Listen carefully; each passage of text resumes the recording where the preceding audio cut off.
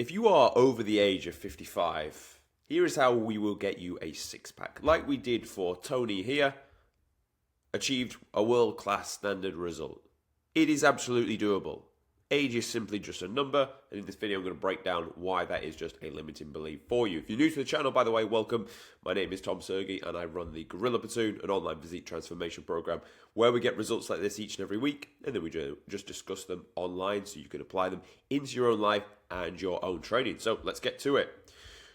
What we did first. So this result has been broken down into two phases. Multiple phases, but two real phases. The first phase here, this was the biggest transformation that we did, and to be honest, this was pretty much, this guy wears the number 2 on the back of his Gorilla Platoon t-shirt because he was the second Gorilla Platoon result ever that came out, and what an absolute belter of a result it was. It took him from 104.5 down to 85.2 in absolutely record timing of 16 weeks. From there, we then thought, well, we must think bigger for members within our Gorilla Platoon, and we ended up running a photo shoot later on. As you can see here, he managed to gain 1.3 kilograms of muscle. So, how we actually did this in real time. First phase, 16-week body recomp, 20 kg off the frame, the biggest change to life. This initial phase, this initial recomp phase is what will absolutely change your life. Obviously, the phases that come after that are going to improve who you are and how you look. But this phase here is what's going to change your life. This is a 0 to 1 change on your life and how you see yourself. So we pulled off 20 kg of body fat in this initial transition. Phase 2, we sat him in an improvement phase for a year, with the exception of an 8-week mini cut in the middle to pull off some fat. And then we did a photo shoot prep that was 13 weeks, which essentially got him down to this level of condition, sharp and lean. As you can see, it just looks a little bit more dense across like the arms and stuff than this one. Obviously, it's minute, of course it is. There's only really, let's be conservative and say there's a kilo difference between the two. So of course, like a mass gaining phase, if you do put a kilo of muscle on, of lean muscle, because he's the same leanness, arguably in both. Let's just say the same. Let's not even say he's any leaner in this one on the shoot than he was in this one. Let's say he's exactly the same leanness.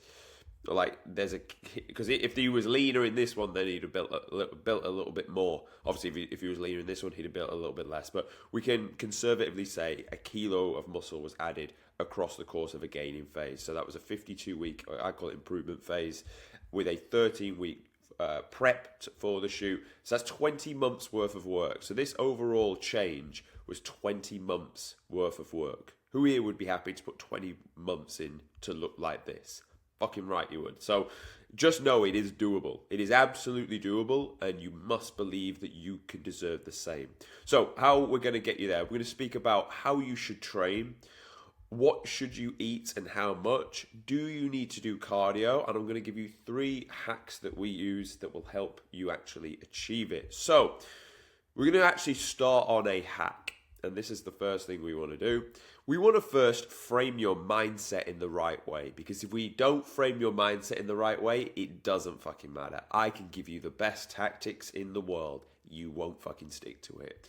So the concept I want to start this off with is, if you think you can or you can't, you're right. Whichever way you look at this, if you think you can do it, you'll do it. If you think you can't do it, you won't do it. This one line is the main reason why people go from literally photo on the left to photo on the right. This exact one line. Whether you think you can or you can't, you are absolutely right. And here's why. Let's say for the longest of time, and if you are 55, you've had, let's say from the age of 18 all the way up to 55, you've had a lot of life experience, okay? And the life experience and the thoughts can be denoted into rocks. These rocks are now your habits that you do on a day-to-day basis. These are the rocks and the habits that got you to look like this. So, whatever that looks and feels like, it's the, my metabolism slowed down, so it doesn't matter what I do, I just put on body fat. It's the too many beers, it's the too many meals out, it's the too much cake sat in your fucking armchair with warm milk, telling your kids the meaning of life. It's all of these bad habits that have stacked in the basket of the current you. We'll call this CU. And you know what's a big boulder that's going to weigh you down? At the age of 55, you almost think there's not much point really trying to change your perception and how you think. So there's a big boulder that's weighing you down, more so than those that are, you know, in their like early 40s, in their late 30s, in their mid 20s. They're going to have less of that burden because they've just had literally less time under tension. If we think about this from a gym perspective, they've done less reps, they've had less mechanical tension on the muscle, therefore their muscle of like why they don't need to change is not as big as yours. You've got this absolute big burden weighing you down, thinking, it's too late for me to change. I'm 55 and everything's fucked and it's all slowed down. The analogy I'm going to give you for this, and this is how you get rid of and step over this analogy here. Let's say you have just got into bed. You're going to go to sleep. You've just got into bed. This is you here. And let's be fair. You've got your wife here as well. Now, let's say you've just got into bed. And within 15 minutes, because you're old as fuck, you need a piss. You need to go to the bathroom. But you have two options. You can think, well, I'm in bed now. I don't really want to have to get out and go walk and go to the bathroom. I'd rather just try and get to sleep. And you can have an uncomfortable night's sleep, knowing you need a piss, knowing you'll probably wake up in the middle of the night anyway, just bursting, you'd have to get out and do it anyway. Or you can simply just go straight away to the toilet, have a piss, I'll probably be back in bed within the minute, right? And then you're going to sleep much better for the duration that you sleep, which is hopefully 8 hours. You're going to sleep much better, right? This is the same. You are 55 or above, and you think there's no point getting in shape because I'm probably going to die in the next 20 years. 20 years. 20 years is a hell of a long time. It's the same equivalent of getting in bed and 30 minutes after being in bed, needing a piss and thinking, I'll have to get up in 7.5 hours, so there's no point going for a piss. Of course there is. You want to be as comfortable as possible for as long in your life as possible. So it is never too late to start because you are going to spend more time feeling good about yourself, which is the only real purpose of life, let's be honest. Like, if you're happy in life, it doesn't really matter what else is going on. Life's pretty fucking cool, right? So nothing else really matters as long as you're happy. Without going too deep into it, we could talk about all day about this, but I won't do. So this is why it is important for you to drop the concept that it's too late. Because you know that for the next 20 years, you can look and feel amazing.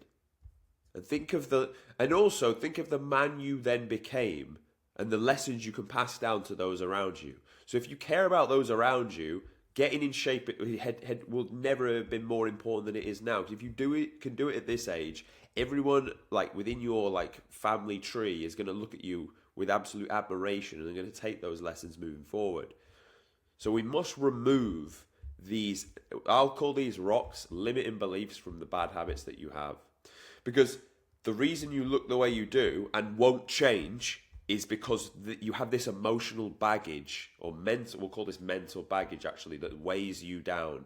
So whenever you try and make a change, you're trying to drag this burden with you. And eventually, it just gets too fucking heavy, doesn't it? Like, you're dragging this absolute, and the way I describe this is, you're dragging this bag of rocks around with you around town. This is what's happening. You're dragging this around town, and this is just heavy. This is like 50 kg of emotional baggage. And you're just dragging this around town, and it's just a fucking ball ache. And you can do it for a while, of course you can. You can willpower your way through a lot of it for a long time, of course you can. But eventually you're going to fall off. Eventually you're going to think, fuck this fucking bag. It's fucking all scuffed. The rocks are dirty. I ain't dragging this anymore. And you'll just fall off, and you'll go back to who you currently are. Because you've got this emotional baggage that weighs you down. So the only way we can really get you to over here is we have to remove this. So we must remove the habits that you've done, and most importantly, the beliefs that you have. I can't stress enough how important it is that you do this first.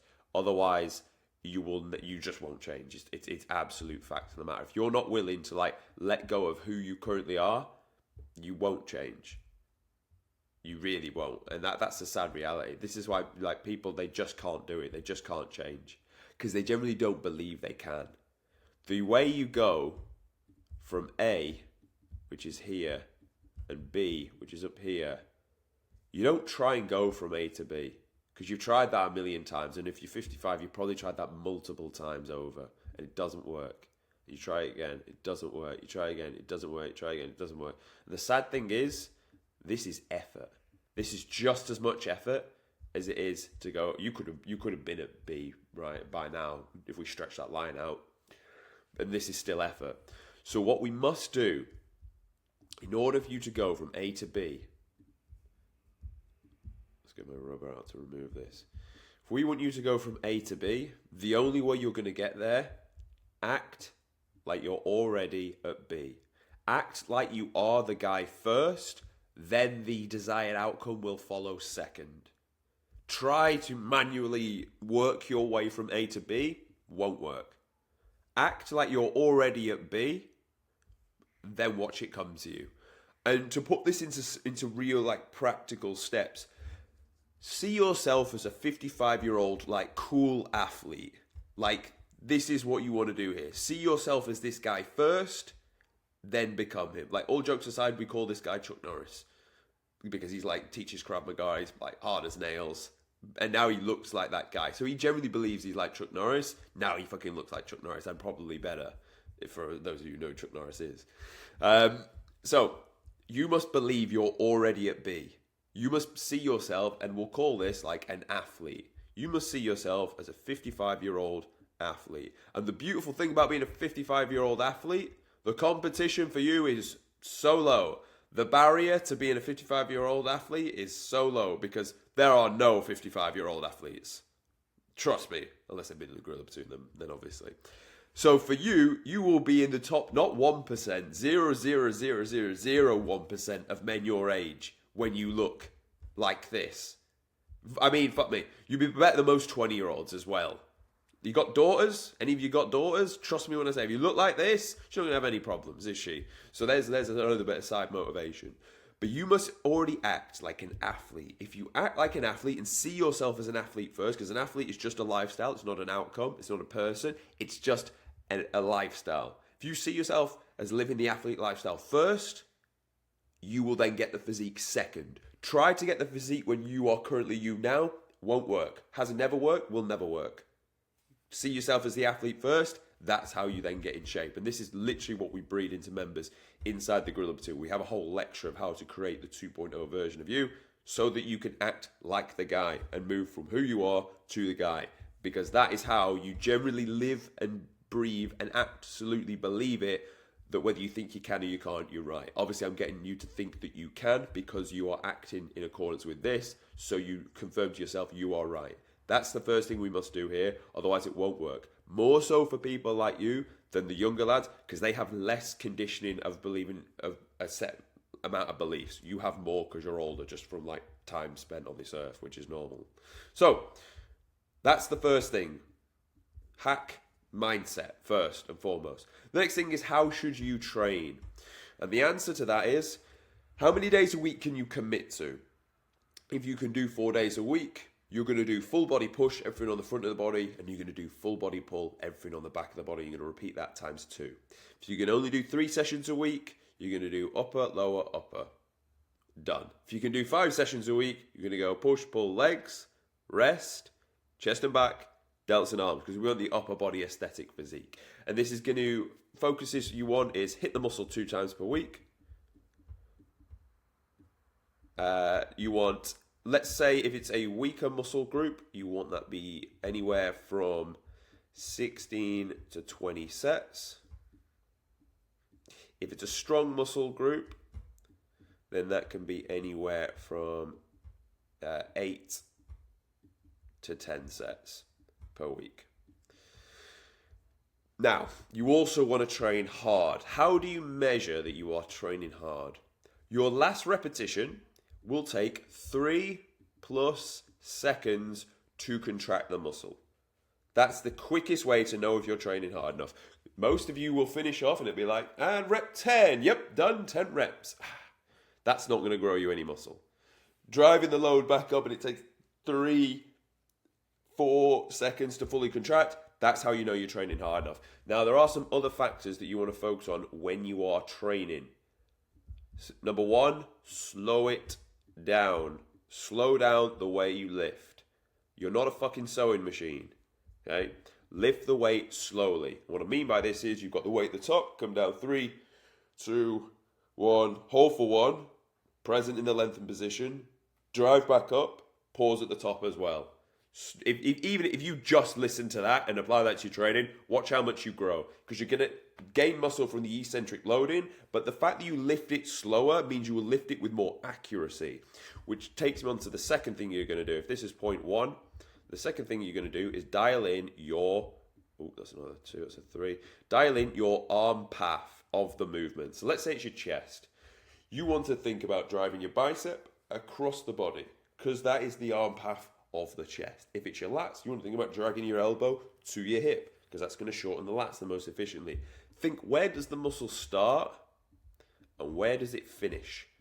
And then drive the two of them together, and that's how you get the muscle to grow. The next thing I'll say is go down deep enough. I fucked up my numbers here. And we call this range of motion. So you lift it slow. You think of the correct arm path, start of muscle, finish of muscle. You go down deep enough. And we've already just spoke about this point here. You lift with intensity. That's how you grow well. How do we achieve this for our guys? They send me the clips of them training, so I can make sure they're hitting all of these factors. And if they're not, they're getting the direct feedback of their personal lifts to make sure they're growing. By the way, if you want me to do this for you, inside the Gorilla Platoon, link in the description. Now, that's your training. So we've worked out how many days you'll train relative to how many you can. We've worked out how you're going to lift your movements. And of course, you're going to track and record your reps. You know what to do to get stronger. So that's how you should train. How should you eat and how much is the next question. This will surprise you, but you will keep your food as high as humanly possible. Why? Why do we want to do this? Let's draw an up arrow. Why do we want to keep your food high? For the longest of time, most people, when they've tried to lose weight, have put their metabolism in the fucking bin. They take their calories too low. They eat garbage, which has got dead calories in, and they wonder why their body goes into sheer survival. I don't know whether this is true or not, but like if metabolisms slow down when they get older, if it is true, that's another thing you're battling with. I'm yet to see it, but could be very true. You can put in the comments if it is. So, if that is the case, if your metabolism slows down and it's already in the bin, we must get it out the bin. How do you do this? You start by sitting just below maintenance. So, your next action step, go onto a calorie calculator online, establish what your maintenance calories are. Just follow the instructions on whichever one you go to. It will give you your maintenance calories. You are then going to take 200 off the initial start. And you're going to sit at that. You're going to sit at that amount. You're going to eat that amount. However, if we're getting you to eat a good amount of food, we need to get you burning a good amount of food as well. Because eating a good amount of food, you've done that all your life. Burning a good amount of food, that's where we've fallen down ultimately, and that's why we look the way we do. So, our approach and what we do, we get you to do cardio. Yes, you absolutely need to do cardio. It's good for you, keeps you fit. It's where you can visualize your next steps in life. It's a fucking absolute blessing. So, you will do cardio daily for 20 minutes. To begin with, 20 minutes of cardio, 5 gym sessions a week, or 4, whatever it was you can commit to, 10,000 steps each and every day. And you're going to run this for the best part of 6 weeks. This is going to get your metabolism out of the bin. Why? Because it gets you burning a good amount of food through output, but you're not eating low calorie because we sat you just below maintenance. This is the strategy I use to fix people's metabolisms and then able to drive them down to get 6-pack abs if they started out with their metabolism in the bin. You'll know if your metabolism's in the bin because you won't really drop weight. That's how you'll know. You'll have tried it in the past. You'll have went to 1800 calories and you won't be dropping weight. That's how you know your metabolism is in the bin. So we want to get you burning more food so you turn into an absolute furnace. This guy, he eats for fun. Literally eats for fun, like a lot of food. But then again, he is in the high 80s now, so it's to be expected. Now at that point, let's say we fix your metabolism, you're responsive. We are still just going to drive cardio higher. So we're going to go to 30 minutes of cardio per day. 30 minutes per day, and that will then keep driving fat loss. What rate of drop do you want to be going at? You want to drop 1 kilogram of body fat per week. That is the sweet spot. I've had many commenters on this channel go, well, it doesn't make sense because mathematically you need to be burning like X amount, it's like 3,500, and to do that you need to be in a deficit of this much. So it doesn't make sense how this works. I'm happy with the books, boys. I'm happy. I'm like, you are probably and more than likely right. However, I have a bank of results to showcase that this is the method we used and this is the results we got. So you're 100%, I'm not saying you're wrong. You're probably right, more right than me. However, I've got a bank of results to show that like this formula works. So you can choose to follow the books, or you can also listen to me that gets results. So it's entirely up to you. Make your own judgment. And then, so you'll drop the kilogram per week. You've upped the cardio, so you're now burning more and you're dropping. Nice. Now it will get to the point where that'll start to slow down, and then you have the next trade-off. Do you up cardio to 40 minutes daily, or do you then start to pull from food? Because we started your food nice and high. If you decide you need to pull from food because you will go to higher cardio, but for now it will affect your routine. From there, you can then pull 200 calories. I initially start to pull them from fats. Now I start from a macro perspective. Protein is pretty much 1 gram per pound of body weight, or we actually take your lean mass and times it by 2.4. That's the exact amount you need, because obviously body fat doesn't require protein. Your fats are going to start at 20% of the total calorie target. So it's pretty high to begin with. And then your carbs are going to fill up the rest. Now the fats are what we can chop into to allow you to drop food easy with also keeping the volume high, and that's the key to this. And inside carbs, you have fibrous carbs. Now, fiber is going to be your friend in terms of keeping you full for longer. So it means you eat oats, it means you eat sweet or white potato, it means you have vegetables, it means you have berries. This is going to pack out the meal plan for you rather than eating foods that are going to digest rapid like rice and banana, by of which I really like both of those. They sit very, very nice, but they don't fill you up as much. So be tactful in what you eat so you do stay fuller for longer. But anyway, when you need to pull from food, pull from your fats first. Then go back to cardio when you've made that change from there. And you're going to keep going down through the process where you will drop, then hold. Then you'll make a change, cardio or food, whichever one you decide to go, and then you'll start to drop again. Boom. And then it'll slow down, and then you need to make a change again. Cardio, boom. And you keep going down like that until you hit the goal. However, there are a few other hacks you can do in order to get things moving. We have got the holy grails of recovery. It doesn't matter how many times you go in the sauna. It doesn't matter how many fucking ice baths you do. Nothing will beat you getting 8 hours sleep each and every night. People really don't put enough importance on this. If you sleep well, you're going to recover better from your gym sessions. If you sleep well, you're more likely to drop off body fat because you're not fucking stressed out your brain. Your cortisol's not high, which is not making you retain and hold water, which is then stressing you out that the scale's not moving, which means you make rash decisions to pull your food even quicker. I cannot stress this enough. The guys I have that sleep like babies, they really drop very, very nicely.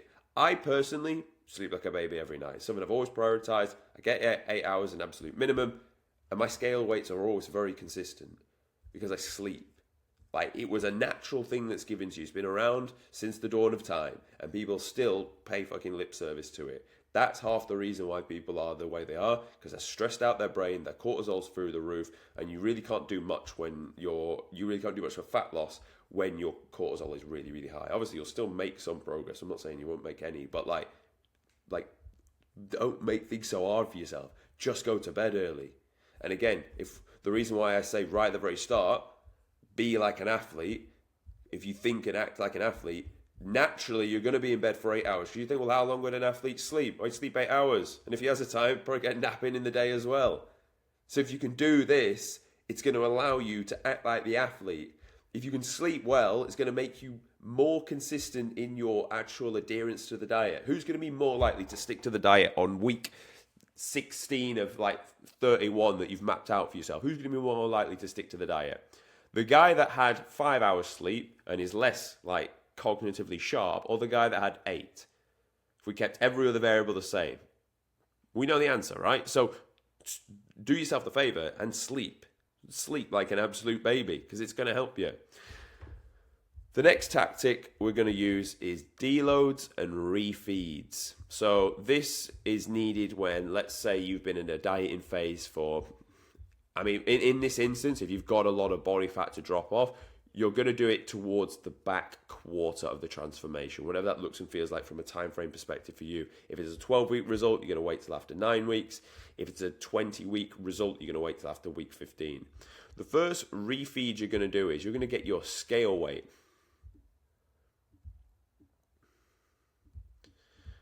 And you are going to times it by 7.